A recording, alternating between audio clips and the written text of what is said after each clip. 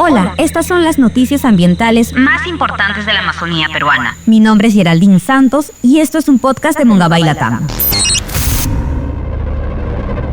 En los últimos 4 años, 22 defensores ambientales de la Amazonía peruana fueron asesinados por oponerse a las actividades ilícitas que destruyen los bosques y afectan a las comunidades indígenas.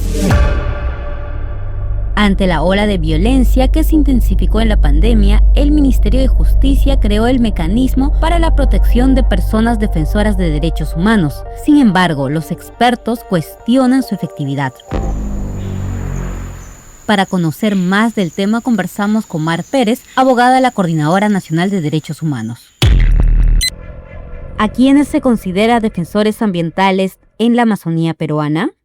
Son defensores ambientales todas aquellas personas que arriesgan su integridad y su tranquilidad para defender el patrimonio de toda la humanidad, para defender los bosques y los ríos. Quienes más se encuentran en este tipo de riesgos son los líderes y integrantes de nuestros pueblos indígenas, pero también algunos funcionarios públicos como los guardaparques y periodistas, jóvenes activistas. Incluso se pueden defender los derechos humanos a través del arte. Además, tenemos que considerar que hay también agricultores que defienden nuevos sistemas de producción y que sufren altos niveles de riesgo o amenazas a manos de diferentes actividades cuyos intereses ponen en riesgo. ¿Qué actividades están detrás de los asesinatos de los defensores ambientales?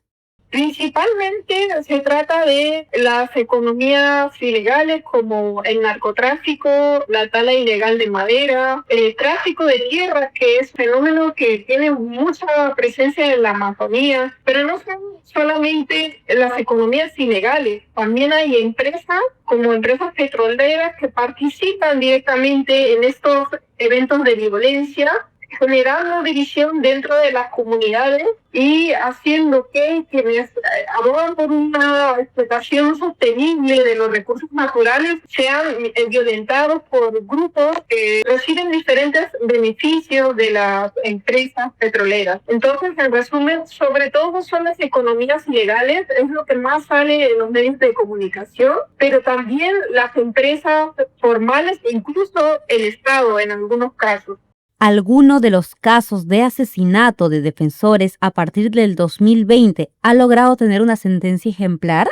El caso que más avances ha tenido en términos de acceso a la justicia es el conocido como caso Sahueso, que se refiere a las torturas y asesinatos cometidos contra líderes de la comunidad Alto Tamaya Sahueso, que pertenecen al pueblo Asheninka y que estaban enfrentándose a madereros ilegales. Pero estos hechos ocurrieron en el 2014 y todavía han pasado ya de más de 10 años, todavía no tenemos una sentencia firme. Son situaciones de detenciones preventivas, es decir, procesos donde todavía no hay una sentencia definitiva y podría producirse la liberación de las personas involucradas. Sin lugar a dudas, la intervención de la Fiscalía de Derechos Humanos en este tipo de investigaciones ha permitido que se investigue no solamente a quienes aprietan el gatillo, a los sicarios,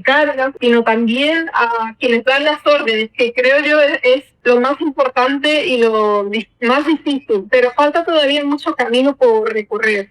¿Por qué alcanzar justicia para los deudos de las víctimas en la Amazonía es más complejo? ¿El Estado peruano debería brindar una reparación integral en estos casos? El sistema de justicia en el Perú tiene muchos problemas, pero esos problemas afectan especialmente a los pueblos indígenas. No se garantiza un acceso de los pueblos indígenas al sistema de justicia, en primer lugar por temas económicos, por temas geográficos, por temas de la manera en la que el idioma en el que se desarrollan los procesos judiciales, pero además cuando hablamos de asesinatos de defensores se trata de investigaciones especialmente complejas en donde en muchos casos se usan sicarios, hay personas que pagan a otras para que se cometan los asesinatos y por lo tanto se requiere asignar recursos especiales para que esos procesos o las investigaciones puedan llegar a buen puerto.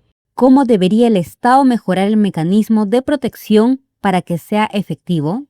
El mecanismo tiene problemas desde que fue creado, pero en esos momentos es como si hubiera sido desactivado, es como si solamente existiera en el papel. En muchos casos ni siquiera responden a las comunicaciones que se les envían, no tienen recursos para hacer su trabajo de protección y es finalmente la cooperación la que acaba con las propias organizaciones indígenas o los propios defensores del riesgo, peor todavía, quienes asumen los costos de protección. No cuentan con el suficiente personal y hay una total ausencia de voluntad política para garantizar realmente la protección de las personas defensoras. Y la prueba más clara de ello es que desde el 2021 hasta la fecha no se ha aprobado el protocolo de protección policial para las personas defensoras. En realidad es que hay muchos intereses del gobierno y de empresas para que los defensores puedan continuar con su labor y la prueba de ello es a las normas que se están aprobando desde el Congreso y el Ejecutivo que en realidad lo que hacen es profundizar la violencia contra las personas defensoras como las sucesivas prórrogas en el registro de minería informal. Si quieres profundizar en esta y otras noticias, puedes leer nuestros reportajes en Mungabay Latam. Informamos con rigor, claridad e independencia. Hasta un próximo episodio.